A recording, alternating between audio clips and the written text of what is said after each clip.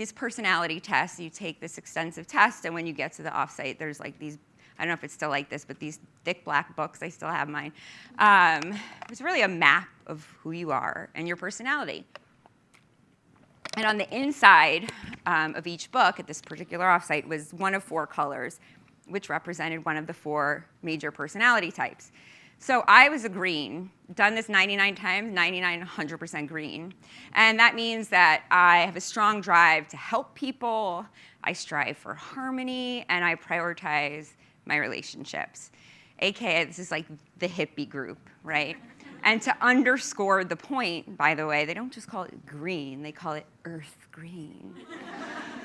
And the opposite of green is red, or fiery red. And reds are competitive, they strive for power and control, and they prioritize results over greens like me who prioritize relationships. So the HRBP at the offsite tells us to get in groups by color. So I go over to the greens. I see like Carol and the reds over there. and then suddenly this question pops into my mind. What are the colors of our senior leadership team? And this poor HRBP clearly did not want to answer this question, but then everyone fuels their curiosity. And finally, she cracked, and it turned out 9 out of 10 of our senior leaders were red. Green. Just kidding, they're red. So, she cautioned us not to read into it too much, but, every time I've ever done this, actually only one person has ever said green, and it was like a green person who was probably being naive, Anyway, so this might seem obvious in retrospect, but at the time, it was a huge aha moment and insight for me around the concept of motivation. So in the work world, right, once you get past a certain salary, money becomes less and less motivating. So a 20K raise when you're making 50K a year can be life-changing, but if you're making 250, it's hardly the thing that's pushing you to work harder and harder, right? So what motivates people to climb higher and higher if money becomes less and less motivating? It's power. More power over more people.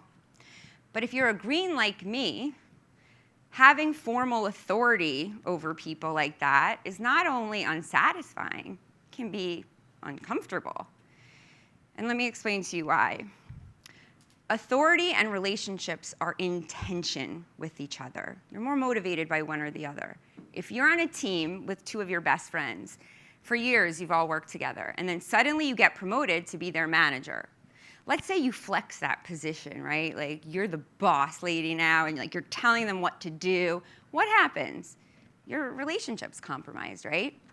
But what happens if you do nothing and you act like the same chummy best friends you always have? Your authority is then undermined.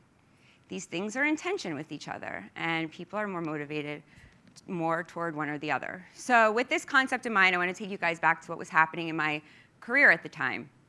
I was up for a promotion, but I came up against Google's policy that you had to start managing people to get above the level where I was. And the problem was I didn't want to be a manager. I'm really creative. I like to dig into the problems and the work. I'm also a single mom of 3 kids who were babies at the time. I had enough people to be responsible for at home. At work, I just wanted to do work. But I was also really reluctant to tell my manager that I was ambivalent about the promotion because I knew it would be seen as Marissa lacks ambition. Plus, I really wanted the raise, so I didn't want to compromise that.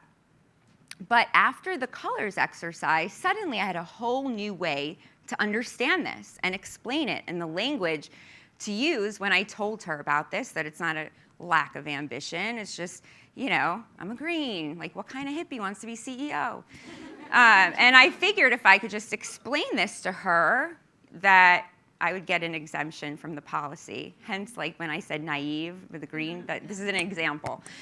So I explained this to her, and she was great about it, but she said, despite having heard this argument before, the powers that be felt you had to manage more and more people. That's part of growing your career.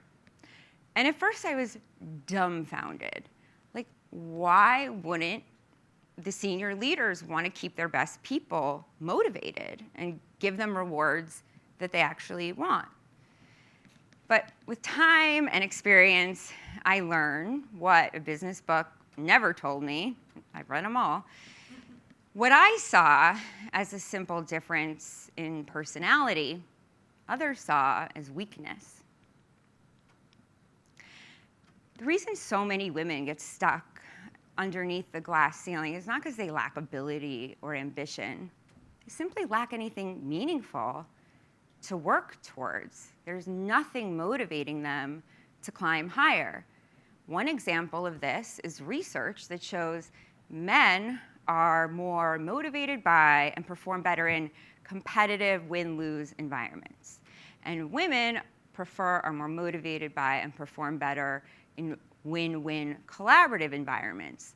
But corporations, by their very structure, are zero-sum win-lose games. You win a promotion, that means I lost a promotion, and spots become more scarce, and competition only intensifies as you get higher.